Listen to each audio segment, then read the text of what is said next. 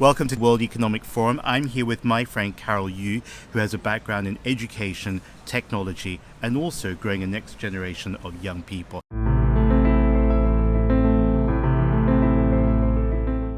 My name is Carol, and I co-founded an academy called Shenzhen Innox Academy. So what we do is a systematic way to train entrepreneurs and also an incubator for smart hardware. It's very rare to think that a Chinese brand can potentially be a global brand. This opportunity doesn't exist for the previous generation, but now it's very real for young people in China. I'm based in Shenzhen, so every year for CES, Chinese companies occupy, sort of 1/3 of the space, and for Shenzhen is almost half of that. And for the Greater Bay, it's 2/3 of that in China. So in terms of supply chain, we really have the best in the world. So when we say, when we compare the Greater Bay Area in China versus Silicon Valley, the speed of iteration is probably 5 to 10 times, and the cost is 1/5 to 1/10.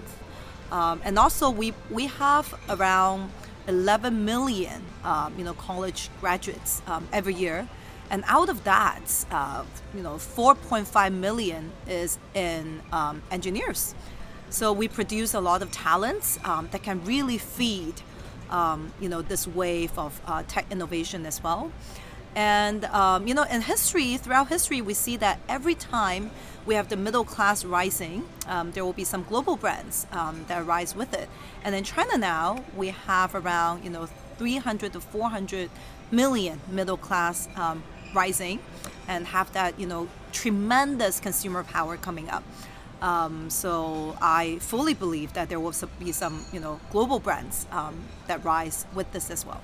In terms of consumer brands that can potentially become global brands, I think in consumer electronics, China really has an edge because we have the best supply chain in the world in the Greater Bay Area, lower cost and faster speed of iteration. So in China now, the best-selling cars are, BYD, and then we also have Weilai, we have Xiaopeng, we have Li Xiang. Li Xiang is considered to be sort of the Tesla in China. When I think about these Chinese electric cars, and I mean, a lot of my friends use the Chinese ones now, they said the user experience is actually better because they really know the users well. So they think about all the small details that can make it better for you. I'm a mother of 3 sons, 10 and a half, 7 and a half, and then 3 and a half. So very busy. I love my work, but also love, raising my children. I think the world is going to be a tremendously different place because when we think about the education system now, it's very standardized, and we need a standardized education system because, post, the second industrial revolution. But nowadays, when we think about the fourth industrial revolution, we don't need, 100 people to produce the same 100 products anymore. We need 100 people to do very different things, and they need to be competitive on the global stage. So when we think about children, for the next generation, we don't need them to be getting a 90% grade on 90-point grade on every single subject anymore.